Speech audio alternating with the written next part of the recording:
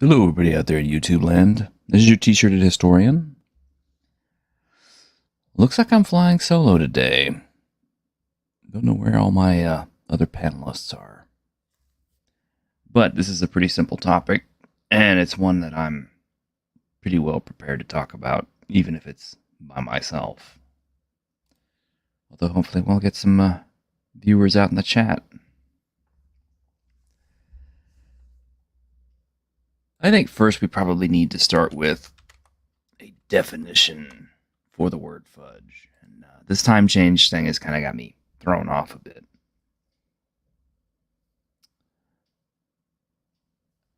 But obviously there are several definitions of the word fudge in the dictionary, but the one I think we need to use is the verb that says present or deal with something in a vague, non-committal, or inadequate way, especially so as to conceal the truth or mislead.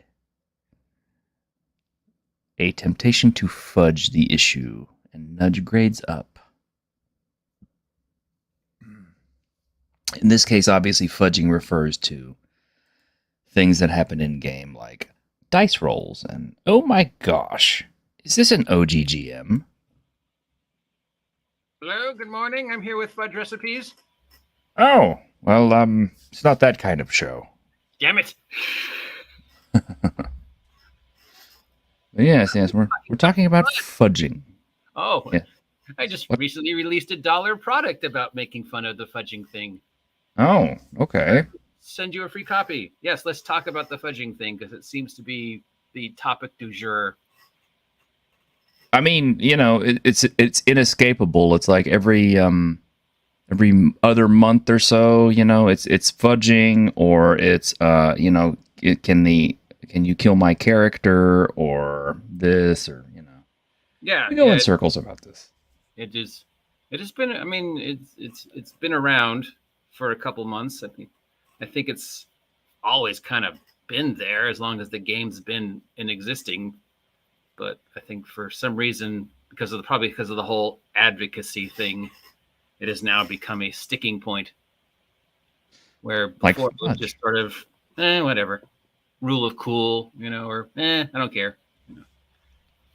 Well, so I can understand the temptation to fudge because, you know, you're at the table with your friends, ostensibly, and one of their characters is about to die, and you roll that nasty critical hit, and, you know, the kobold is about to murder their character, and you're thinking, oh no, if I kill little Billy's character, then he's going to be upset at me, and he's not going to want to come back and play again.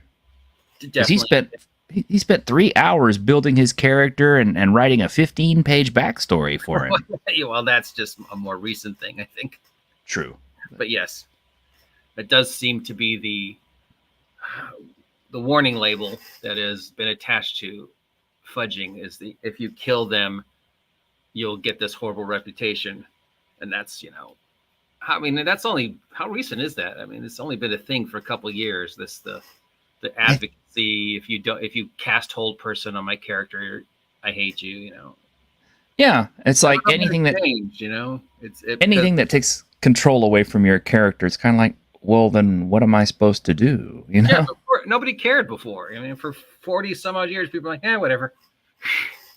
And now all of a sudden, it's like this splinter under everybody's fingernail. Like if I can't do something every single round, I am somehow less of a person, and therefore you are less of a person as a DM, and I'm going to now devote hours destroying on the Twitter.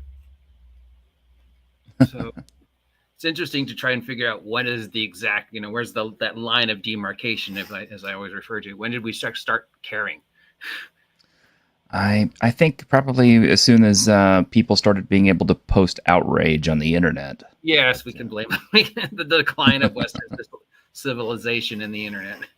I guess. Kit Marlowe brings up a really good point because he always does. Kit's awesome.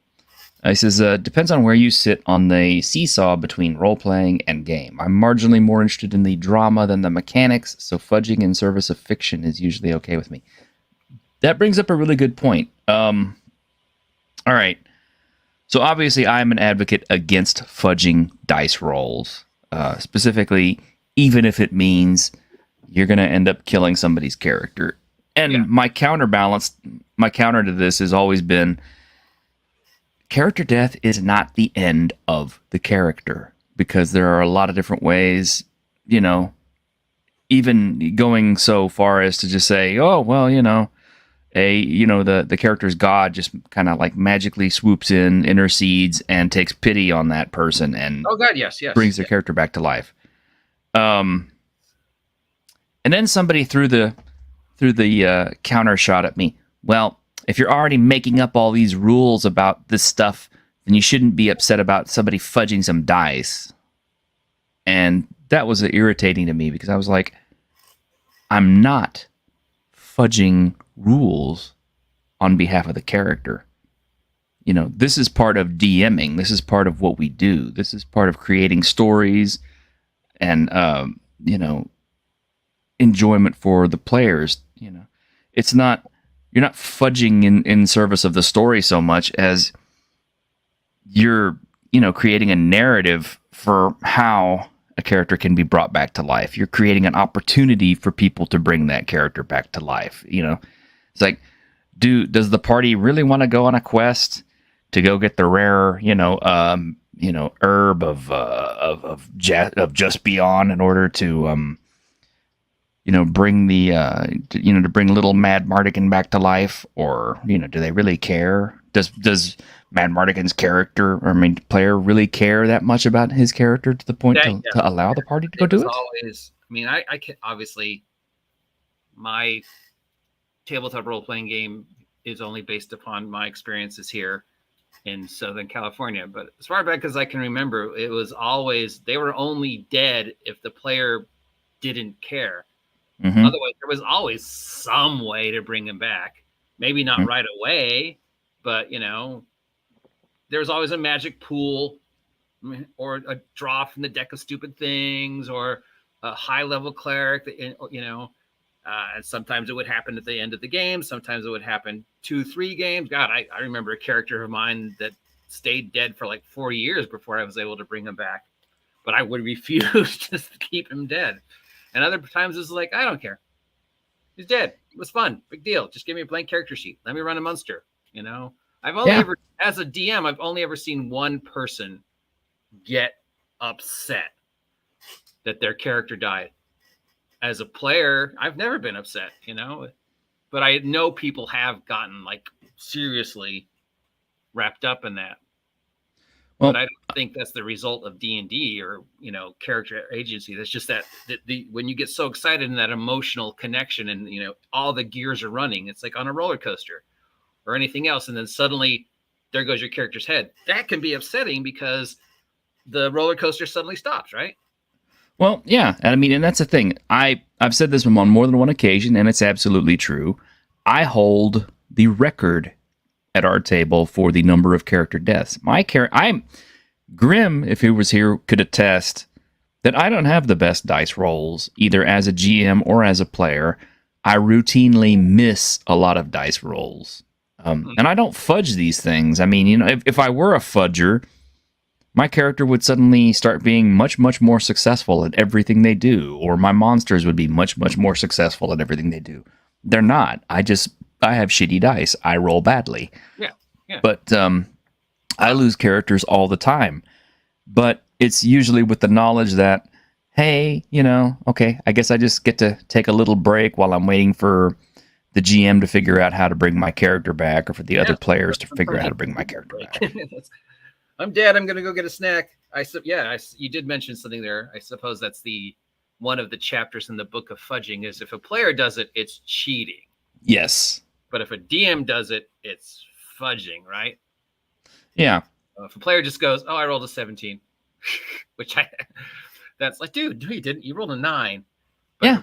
If DM does it, it's DM fiat. It used to be called DM fiat, DM fiat. You give them a couple extra bonus pluses they didn't know about. So when they thought they rolled a 7, they really rolled a 9 because they didn't know what was going on behind the scenes, or if there's something somebody did that was so freaking cool that just, well, there's no rules for this, so I'll just give them an extra bonus. Mm-hmm. Well, that was always the fudging as me as a DM is usually, I don't know. There's nothing in the book about this. Okay, well, +4 to your next roll. Yeah, and it's like there was one time I remember I really did get upset when I lost a character, and that's why we were playing Vampire of all things, and that's because I had already lost one character in the course of the game, and actually having a character die in Vampire is kind of rare, but because it's a storyteller game, right? But then I lost a second character, and it was under some stupid circumstances where it really felt like the GM was kind of penalizing me. And I was irritated by that. I'm like, God damn it. Not only did I like this character, but now I have to spend the time building another one. And anybody who plays Vampire knows it takes a little while to build a character, unless you're, just ripping a pre-gen out of the back of the book. That's the only time I can remember getting upset about it.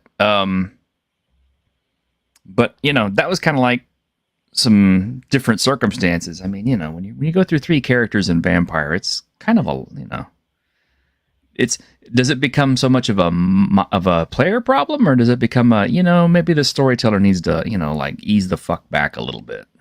Yeah, that's another aspect. Is, well, I feel he's picking on me. Oh, what if she actually is picking on them? There's definitely been a game or two where I was like, wait, are you signaling me out? There seems to be a lot of rules that apply to my character that don't seem to apply to anybody else, kind of thing.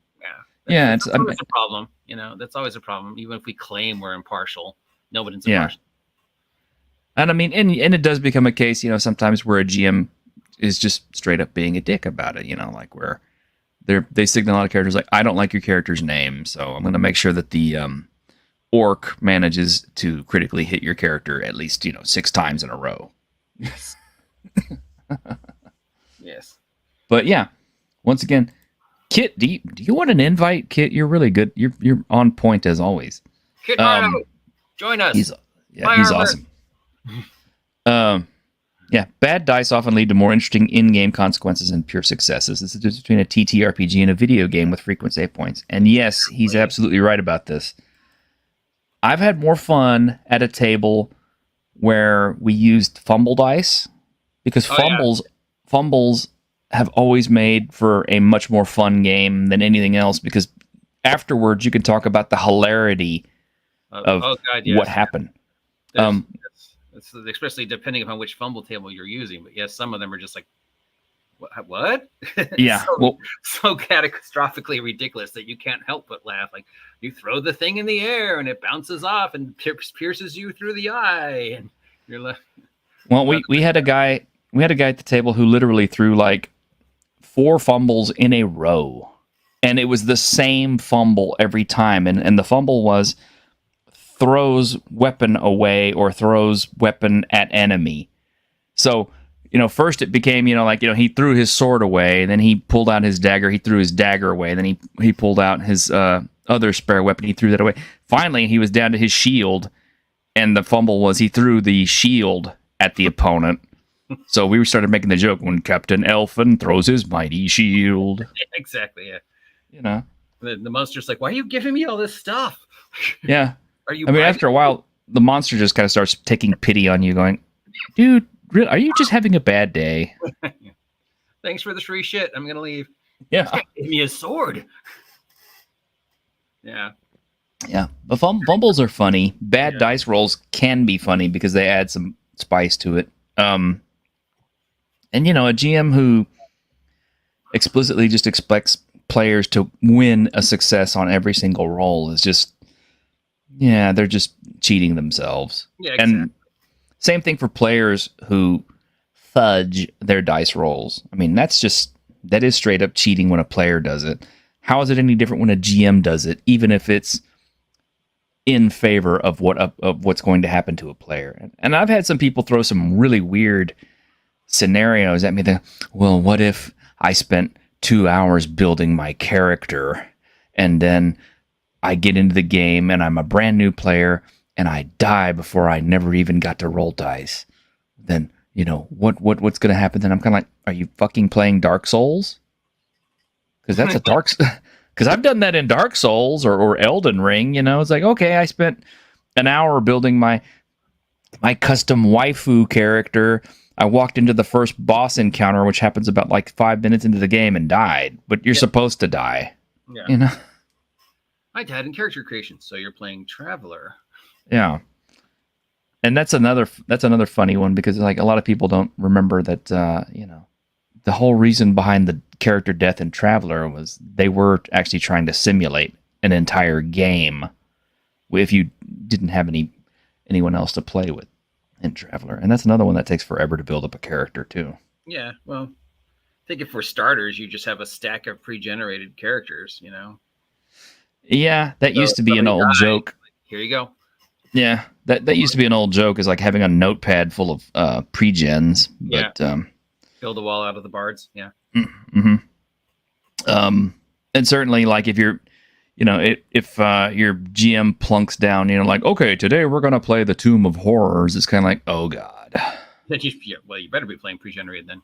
Yeah, you either better be playing pre-gens, or you better be, totally knowing exactly what you're going into. Your GM says, okay, we're gonna run, Mines of Bloodstone. It's kind of like, well, shit, I better go get. I better start building a whole bunch of characters, because there's going to be a lot of character death in that one. Yay, Bloodstone. But, somebody made the comment, they said, well, Tomb of Horrors is a thinking man's dungeon, so a level 1 can get through it. I'm like, no, they can't. No, they can't. No, they can't. Even if they have read the module in advance and they know where everything is, and use that character or use that out of character information during the game, they still can't get through it on a level 1 character, just because A, they don't have the spells, B, they don't have the equipment, C, they don't have the hit points, E, they don't have the saving throws to survive all the shit that happens to you in Tomb of Horrors. Yeah. So a level 1 can't survive an encounter with a demi-lich. I'm sorry. I mean, you would have to be fucking straight up fudging your dice rolls in order to survive that. My character made that save again. Wow, that's the 8th time there, Gary. How'd you manage that? Yeah, definitely. I don't know if a competition tournament module is the best example, but yeah. Yeah. And I mean, and that's another thing too. If you start establishing a pattern of fudging dice rolls, players are going to come to expect that all the time. They'll lose more agency in the game by expecting you to constantly fudge dice on their back. Oh, the GM won't kill us. He's just here to fulfill our wishes.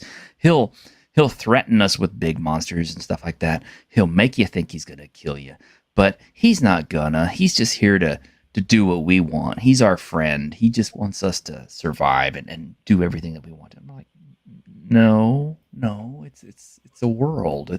Things happen. You're not the most important people in it. Yeah, just because your character dies doesn't mean the story ends. Yeah, and nobody stays dead. I think far too many people playing forget that. Magic is the cheat code of the universe of the game. Yeah. So the second you introduce the concept that there is magic, it sort of throws everything out the window. My character's dead. Magic. Exactly. You're not going to stay dead. If anything, after 40 years, the bad guys have learned there's no point in killing you because you're just going to come back.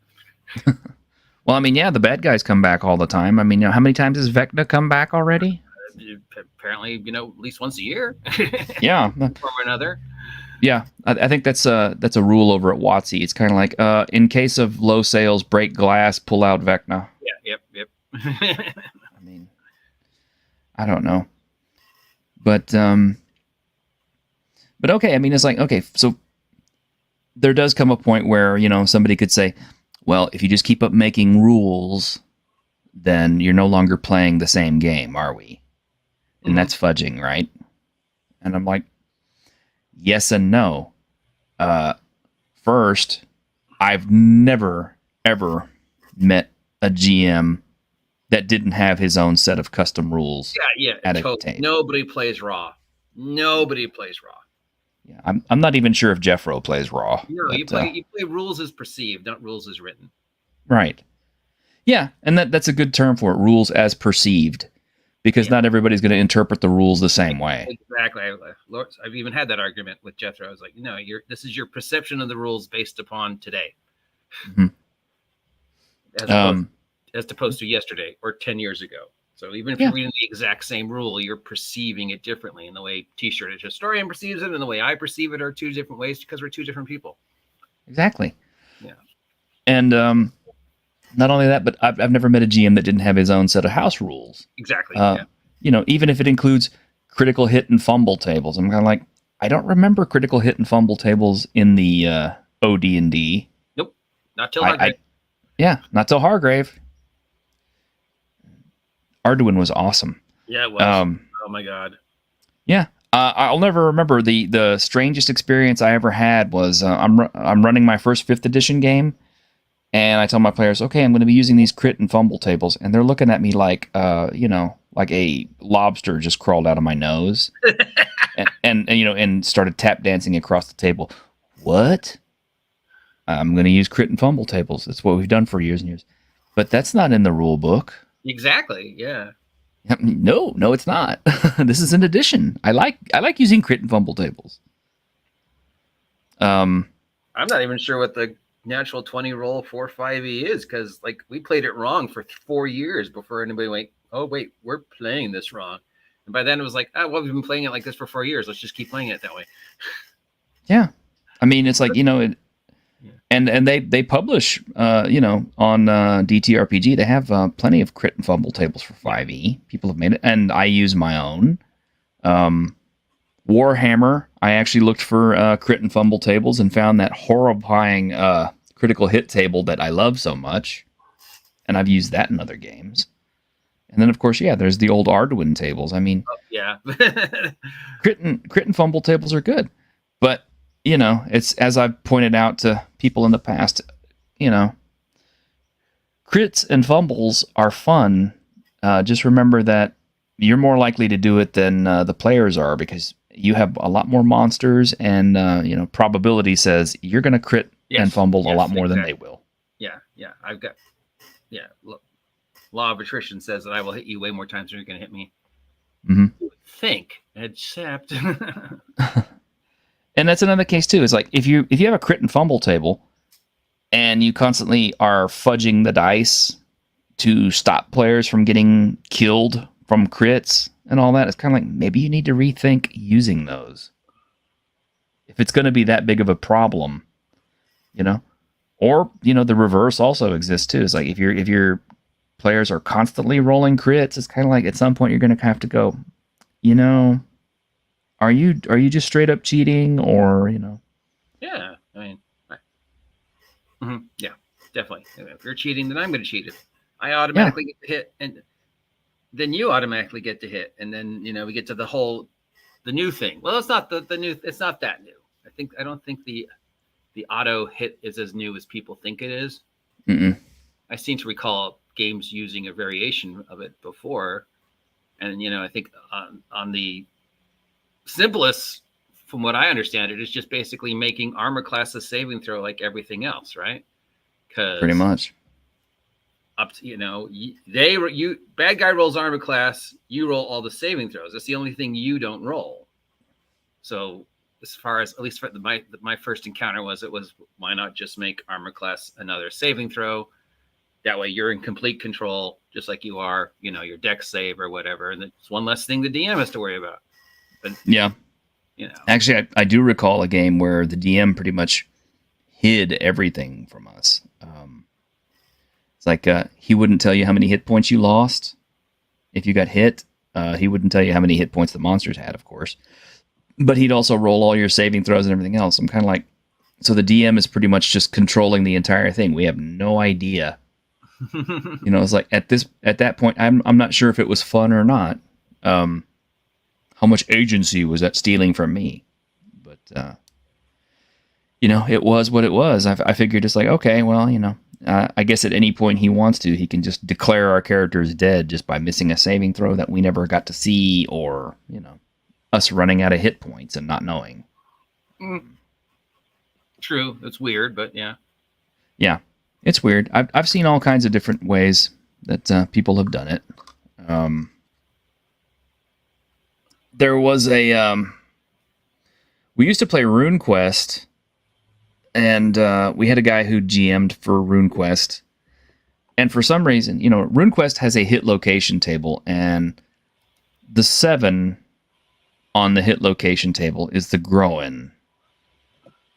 And for some reason, he thought that was just the most hilarious thing in the world.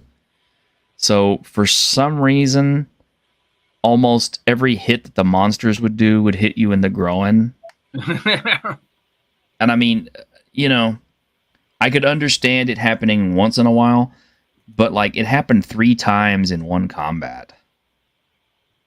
And, he would giggle about it every time. And I'm just kind of like, at some point, dude, you kind of become transparent. That's an obvious case of fudging. I mean, it is kind of harmless, but at the same time, it's kind of like, okay, well, I guess that means that, from here on out, my great troll is, going to be wearing the party's goblin as a cod piece. Yeah. I would always just, criticals would be based upon the size. Goblins criticals, well, that's your kneecaps, because that's what they can reach. Yeah. I mean, it's like, okay, well, I guess that's the only place I need to worry about putting armor on is that, because if you're going to keep hitting me in the nuts, then I'm obviously going to need a bigger nut protector.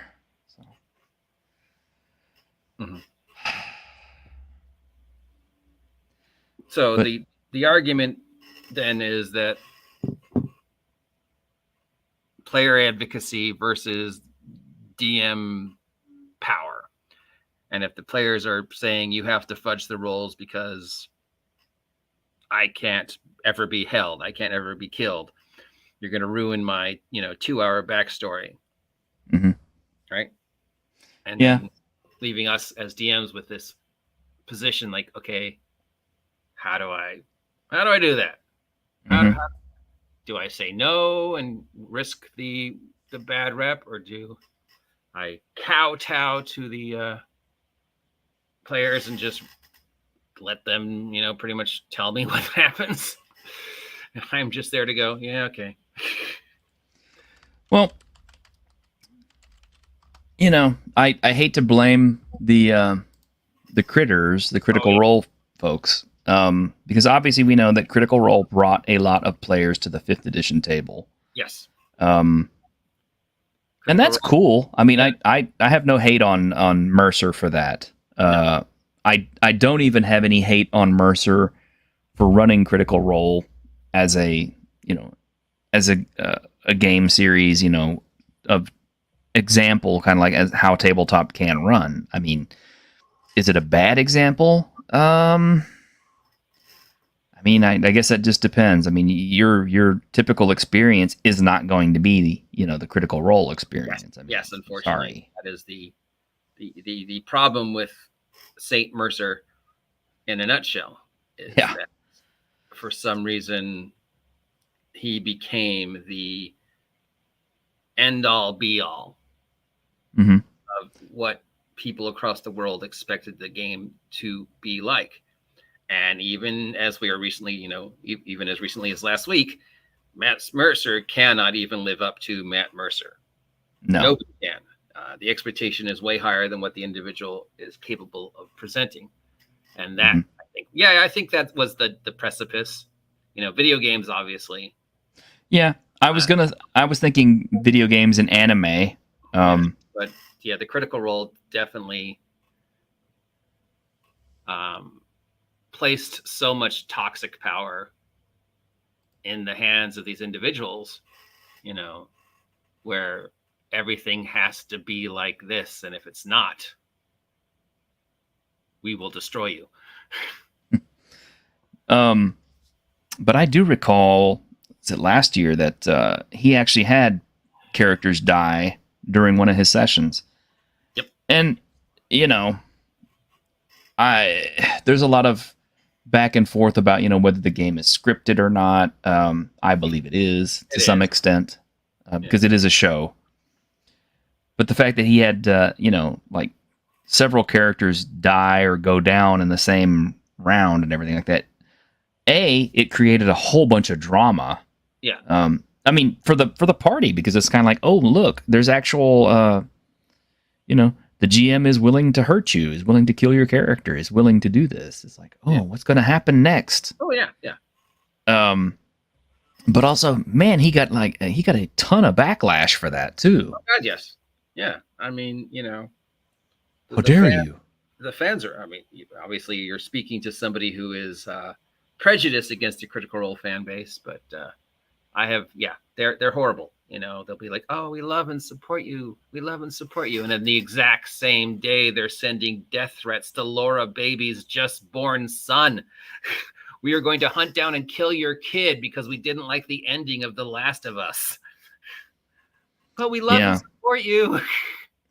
Yeah, I don't get that either. I mean, I love Laura Bailey. I think she's awesome. Yeah.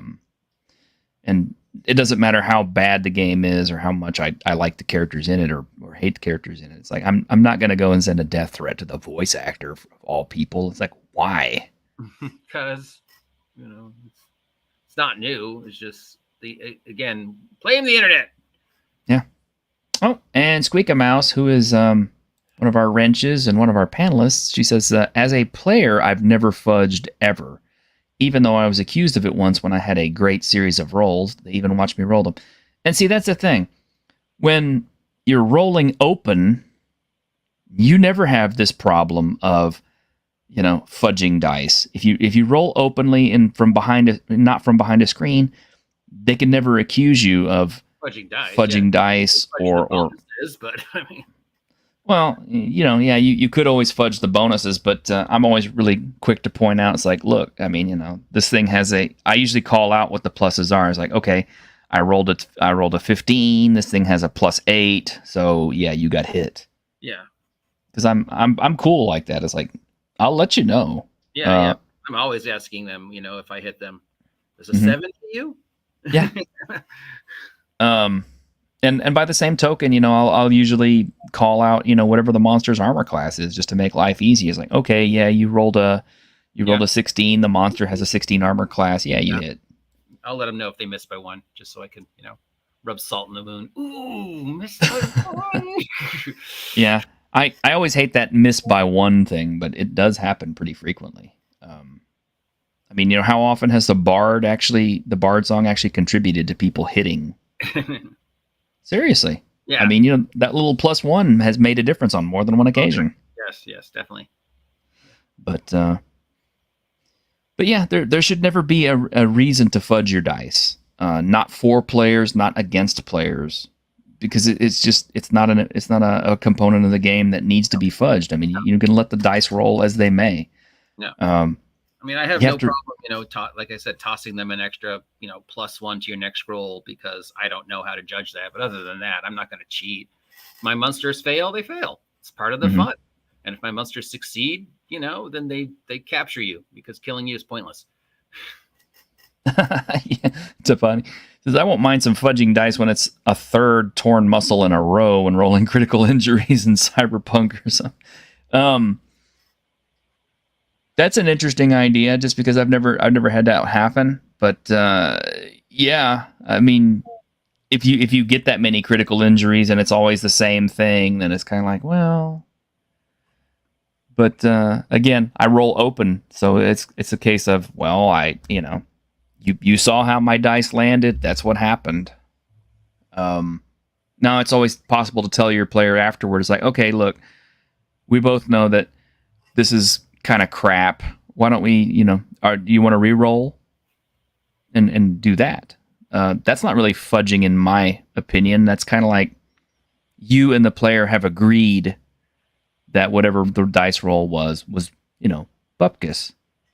And you both didn't like it, and everybody else at the table is cool with it, and it's like, yeah, it's all right.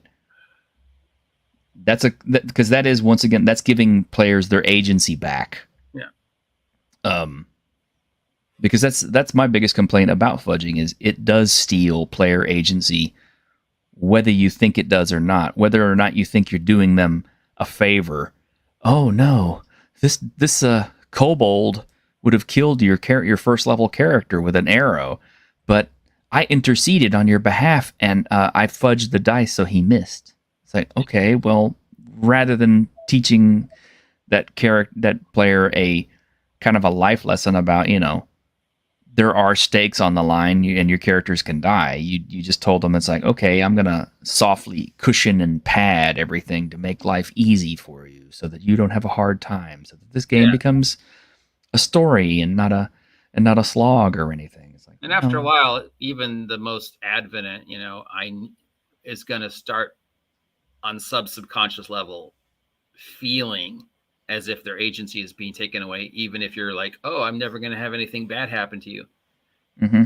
Again, it's like, oh, wow, I'm nothing. I don't really even have to worry because I know I'm going to survive. And then if I know I'm going to survive, there's no conflict. If there's no conflict, there's no resolution. And why this was kind of cool the first couple times, now it just feels like I'm stuck on a merry-go-round and I wanted a roller coaster.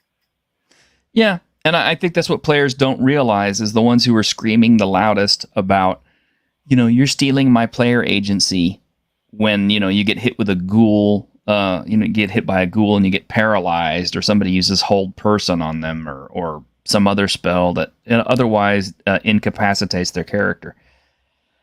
They don't really understand what player agency they're losing when a GM fudges dice. Even if it's on their behalf, they'll scream for player agency when it's something that affects their character. But they don't see the danger in what happens when a GM is always giving them, an out, in the form of, your trophy participation. Yeah. Kid has an interesting question. He says, how does the panel feel then about systems like Symborum, which I've never played, which have players roll all the dice? You really like it because your brain has enough trouble keeping the story straight. I mean, I guess that's okay, because then it just becomes a case of, well, are the players fudging the dice? in which case they're cheating. And the thing is, okay, when players fudge dice, everybody at the table pretty much calls them out for cheating. My personal opinion is kind of like, okay, if you're cheating, you're just cheating yourself out of the experience. And a wild Grim has appeared. I thought it was PM that the thing was. I owe Grim a hug, because apparently he was having a bad day the other day. So hug. Thank you. I thought it was 3 p.m., not 2 p.m. I had a time change. I almost missed it too, because I woke up and I go, I've got plenty of time. I've got an hour, and I was like, time change. All right. So you've been going 40 minutes without me. Never mind. But Grim, what are you bringing to the table on fudging?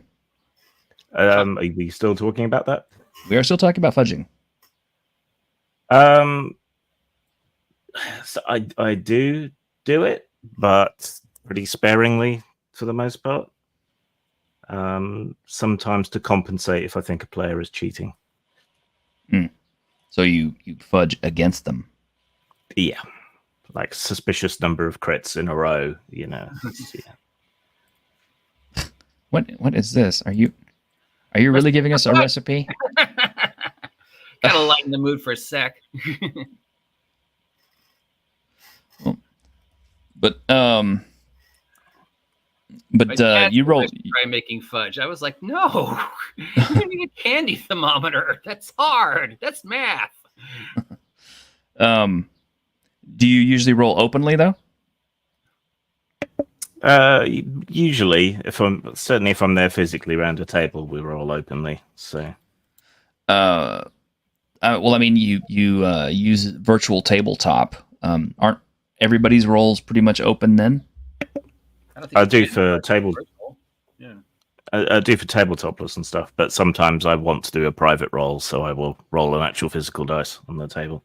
So, okay, and just out of curiosity, I don't really think this is fudging so much, but it is. But it could fall under that category because it's like people seem to regard fudging pretty widely. You know, even if you're changing up rules, they thought, "Oh, that's fudging. You're just making up stuff." So how come you're upset whenever somebody makes up a dice roll? In your own game, you have people can tip for rerolls or for advantage and for disadvantage and that sort of thing. Yeah. Is that considered a form of fudging? Is it? It's more of a form of begging, isn't it? A kind of, I suppose, but it's in the control of the audience, and I think games with an audience isn't really the typical situation. Mm. Well, we did bring up Critical Role, so because you can't escape it. And that's another thing too. There's always the joke too that GM bribes.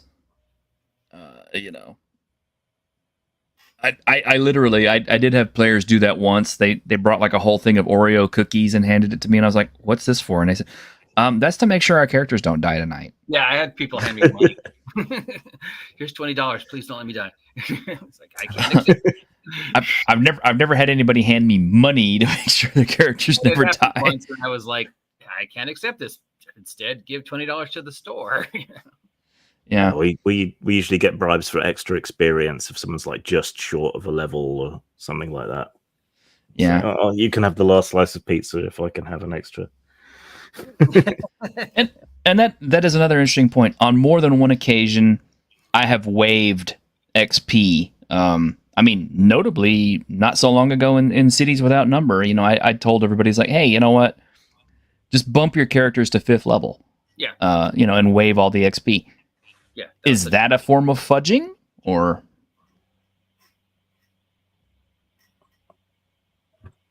Silence. Instinctively, no, I'd say. Because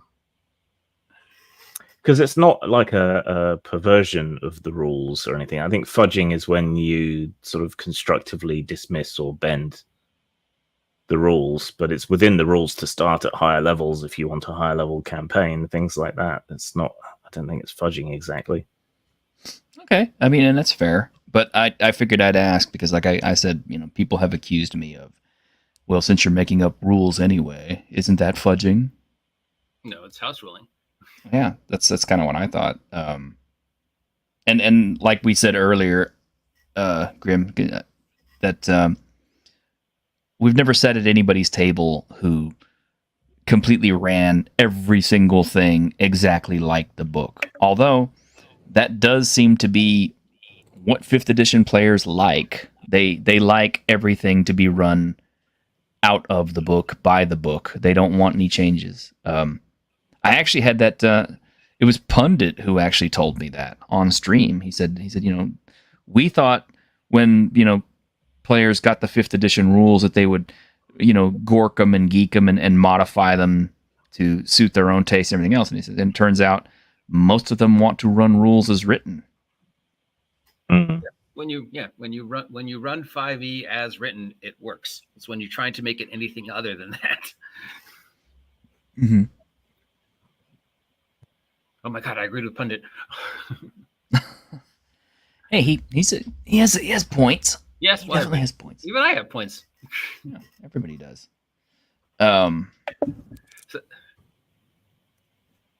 ahead. No, I was sorry. I lost my train of thought for a second. Oh, I heard Grim click his mic over, so I thought he wanted to say something. No. Oh yeah. So the latest round, of course, of this argument is I think I was talking this earlier, right? Because so many different games are changing to this new mechanic, right? It was Monty Cook first, and then Daggerheart's using it, and I think the Brandon Sanderson game's using it. I've been told DC 20's using it, but Dungeon Coach said no, he's not. So, and I think that's what's causing the latest round of people being upset, right? I really don't know. I know the discourse popped up not so long ago when a fellow GM and panelist, Harmony Ginger, Yes, Harmony Ginger got kind of lambasted for expressing an opinion on fudging. Well, you know, and people were constructing all kinds of crazy scenarios about, you know, like, oh, you know, my character, you know, what if I spent all this time, if you're a brand new player and you spent 2 hours building your character and then they die without even getting to roll a dice. You spent 2 hours building your character. You're not a brand new player. You lied. You went through the book and found all the loopholes. That's not a brand new player. I think it depends on the system. I remember it taking all day to make a character in Rollmaster with all the options back in the day. Oh yeah. Well, so I think dying straight away in that would be a bit sucky after all that effort. You don't want to put someone off gaming for life. True. But again, like I've said, you know, it's like, you know, what are you doing? Are you playing Dark Souls that you didn't even get a dice roll before you died? You know, Dungeon Crawl Classic funnels. There is that. But those characters are pretty well, you know, very hastily generated. I've never run DCC's dice funnel, but I have run Pickpocket Press's dice or character funnel for LFG, Low Fantasy Gaming. Mm-hmm. And at first my players were not happy about that. I'm like, why do we have to have 10 characters each? I said, because this adventure is designed to strip you of almost all of them. So, but the one that comes out at the end is the one that you keep. Is the one that's going to kick ass. Yeah, they didn't like it at first, but they started to get into it, and actually they didn't lose any characters. It was kind of surprising. Now we've all got 10 characters. I guess we're playing 10 characters each. Yeah, I just said, well, I guess you have a stack of characters you can use now. You just pick the one that you want to continue with. It was pretty funny, but it's the game where you're all playing retainers and hirelings of the actual character. Yeah, I mean, hey, why not? It used to work for Ars Magica. Oh yeah, Ars Magica. But Grim, I did mention the one time I actually did get pissed about losing a character was in Vampire the Masquerade. I had one character get killed, and it was in the middle of combat. And I was kind of like, okay, well, you know, that happens. But then it's like 2 sessions later, brand new character gets killed again. And I'm kind of like, at that point, I got a little upset with the GM because I was kind of like, really, man? This is the second character I've lost. Nobody else at this table has lost a character but me, and I've died twice. Well, I'm sorry, man. That's just the way the dice rolled out. I'm like, yeah, you know what? This is fucking Vampire. You know how long it takes to build a character in Vampire? But you know, I went with it. I rolled up a third character and did it again. So, sometimes it's you, right? I remember a guy from the Vampire LARPs I used to run. He ended up dying almost every other month that we played, just because he would always create a character with these massively high aspirations, and then he would attempt to punch above his weight in the various politics and shenanigans that were going on, and then would just die. So, well, because he had no in-game Machiavellian skills whatsoever. Well, unfortunately, this particular Vampire game was run more like an adventure game and not like a storyteller, you know, machination type vampire game. So that was kind of an anomaly in the first place. In which case, you know, my first suggestion to the DM should have been, you know, if you wanted to run this kind of game, there are a lot better systems than Vampire for this. But you know, it was his game, it was his table, so I'm like, you know, hey, I'm happy to play. So, and I also think that also kind of contributes to fudging as well. Most people assume that when you're fudging dice, it's going to be D&D, but there's a lot of other games besides D&D, and there's a lot of other games that have more complex character building processes that take longer, where a character death really can be pretty punishing. all the storyteller stuff. Because building a character is not a quick and easy thing. Storyteller. Mechanically, it is because you're just filling in dots on a sheet. But yeah. I mean, the thought that goes into it. Yeah, in a story game, the death of a character is meant to be an important story beat, not just something that happens on the fly so much. Mm-hmm. Yeah, but nobody's arguing about dice fudging and vampire or cyberpunk or superheroes. It seems to be focused on fantasy and specifically the evolution of 5e and the player advocacy in 5e. No one's ever argued with me about player death and Villains and Vigilantes. Yeah. Or God help you, hero system. Yeah, Jesus, you know how long that takes to build a character? Days. All right, 300 points, 200 points in disads. Yeah, and GURPS. Savo, our cartoonist, our artist, says, anyone have an opinion on fudging dice in Yahtzee? I'm inclined to think it's okay. Well, usually you're rolling dice openly in Yahtzee. Yeah. You're rolling dice openly in Yahtzee in front of everybody else. So I would think if you're fudging dice there, your other players would have a right to be upset. Monopoly? Yes. Yeah, same thing. Always land on free parking, Jim. That's amazing. How do I keep landing on free parking and get all that money in the middle? That's a house rule. That's fudging. That is fudging. I don't. Yeah, and see, that's another thing too. I've never seen anybody play Monopoly raw. So wait, free parking means there is no money in it. Yeah, that's a house rule. Yeah, I don't think anybody can I'm sorry, even Cardinal Jeffro doesn't play raw. No, no, I don't think anybody does. No. People argue they do, but again, it's your perception, and that perception changes. I mean, we perceived advantage and disadvantage worked a completely different way for an entire year, and then we're like, oh wait, we've been playing this wrong. Yeah.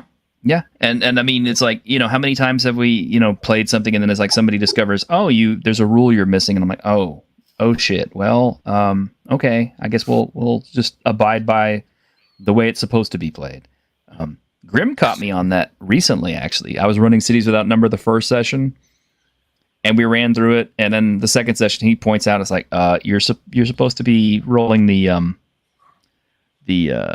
what was it? Not the trauma dice. Yeah, you're supposed to be rolling the trauma dice ahead of your roll. And I'm like, oh, you're right. Whoops.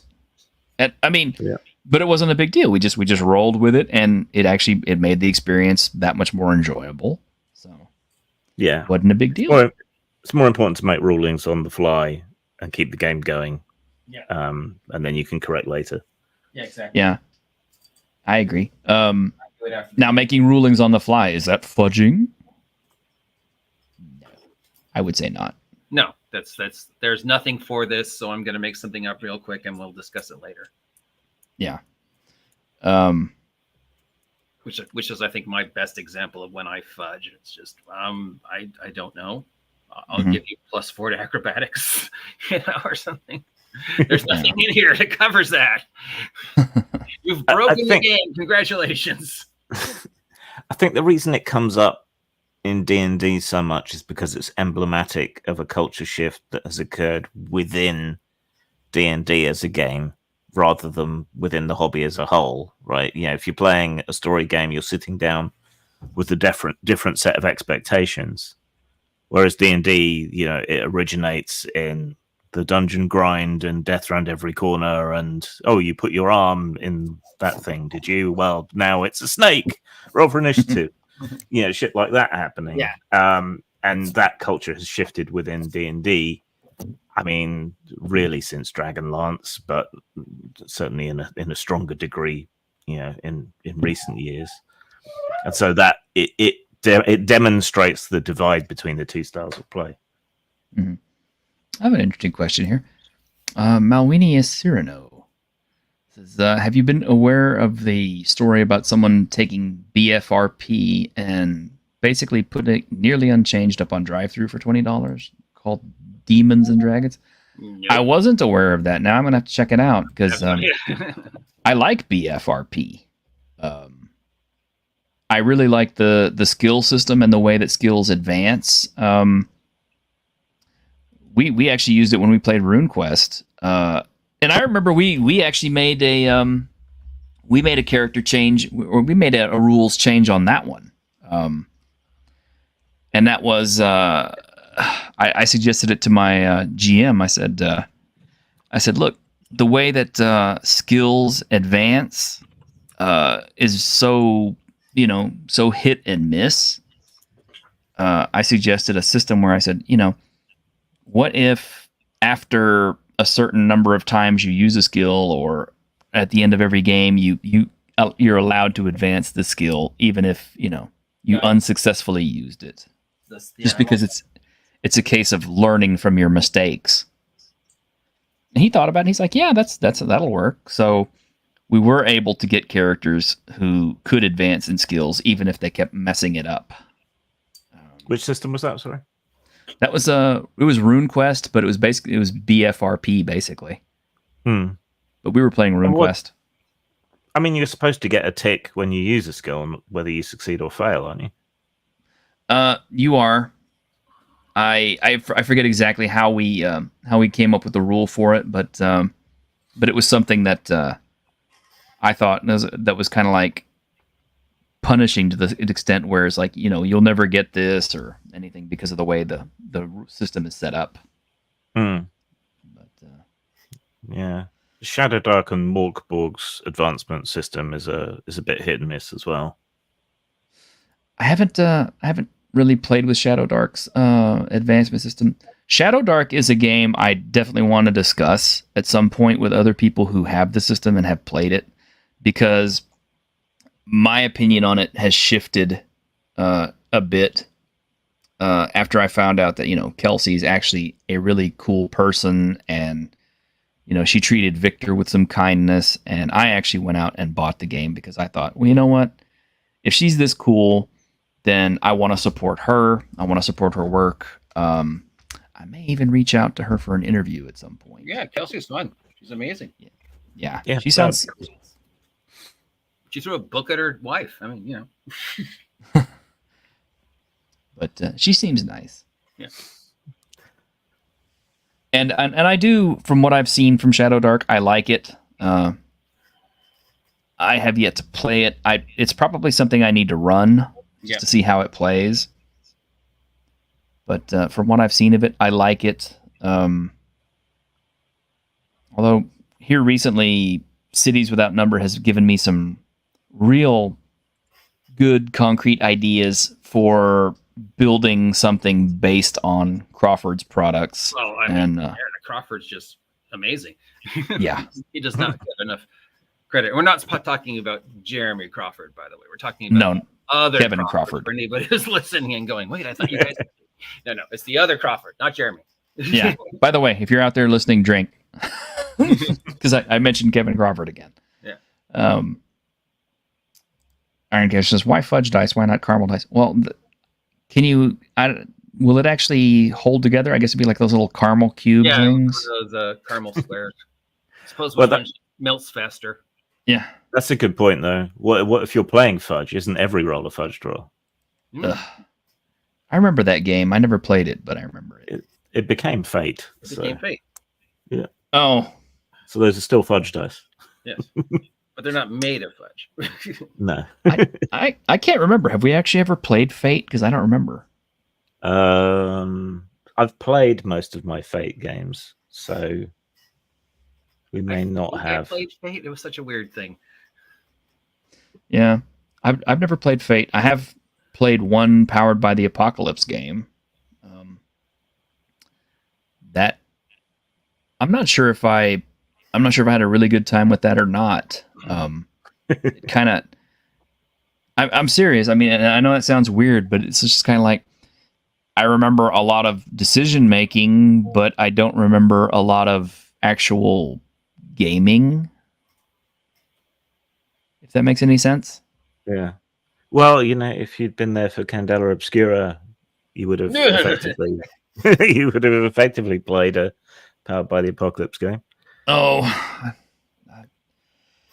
I don't know, a horror without horror game. I just can't see that being a lot of fun. We managed to have some fun with it. And where were you on Sunday, young man? Would you believe it or not? But we were actually cleaning out the garage. Okay. Babysitting the dogs. That's my. And what are you running this Sunday, T-shirt? I will be running Cities Without Number again, if everybody wants to.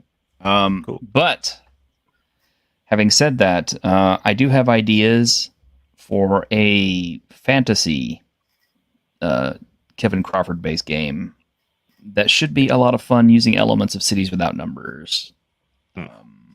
Isn't Worlds Without Numbers his fantasy? It is, but see, here's the big difference. Worlds Without Numbers still uses classes. Cities Without Numbers doesn't use classes. Oh. It has a single class, and you build your character up any way you want to. But Cities Without Numbers also introduces soak damage, which is something that I like immensely because it allows you to keep the hit points low. And the other thing is it has a complete set of... It has different armor classes for ranged combat versus melee combat.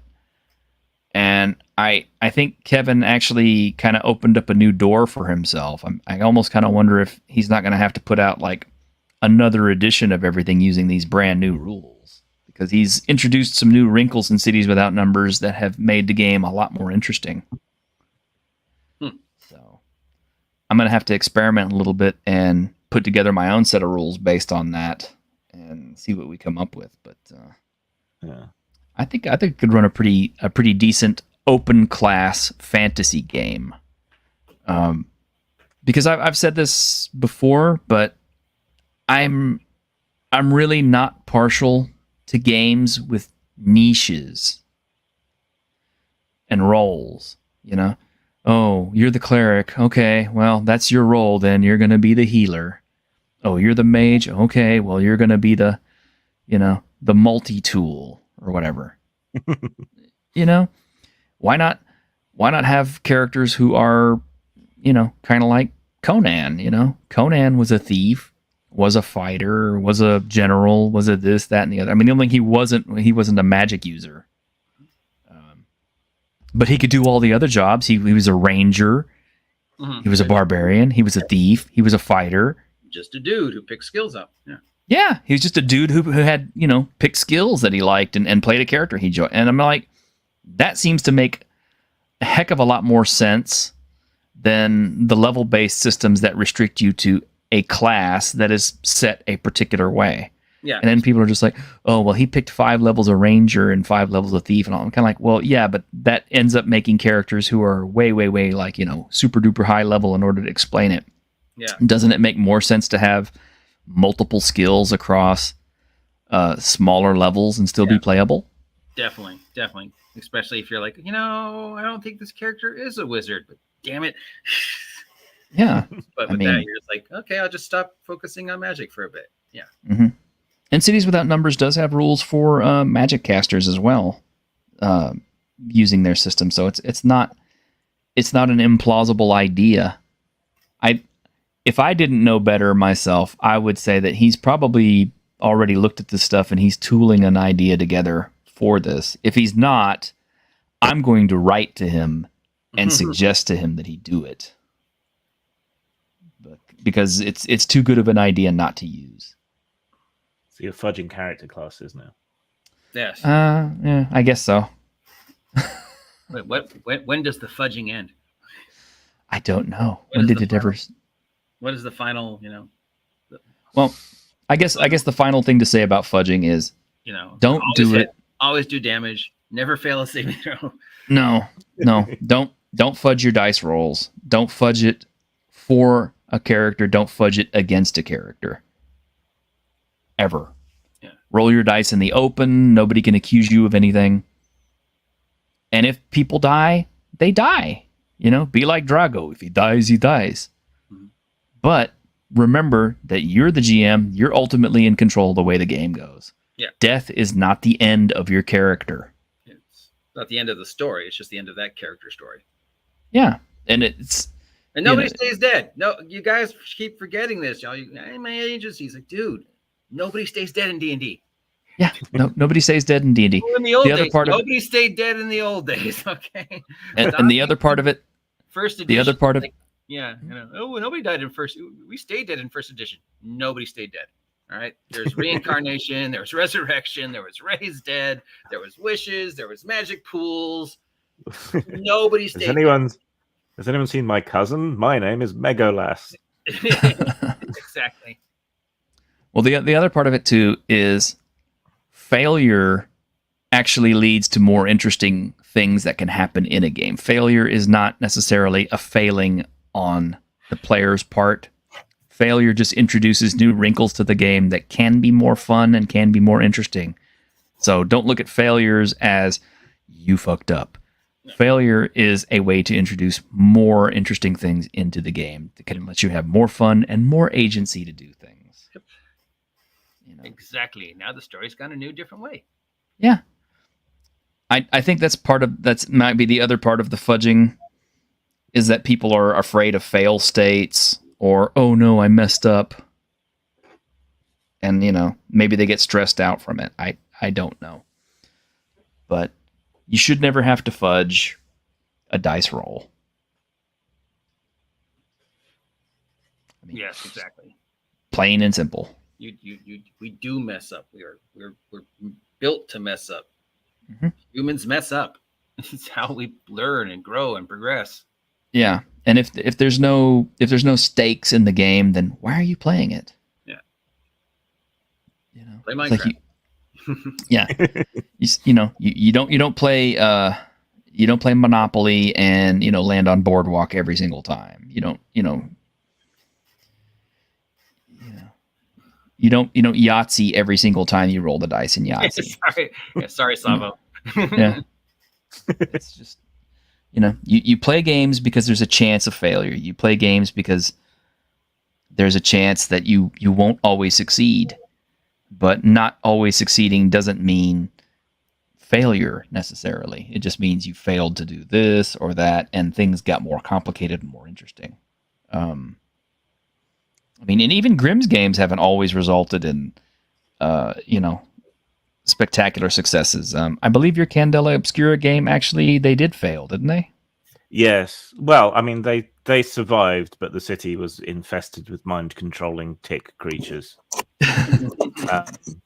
And when we played Strange, everyone died. Yeah, I remember. I was there. Yeah, trapped in an alternate dimension, and eaten by robot scarabs. Yeah, shit happens.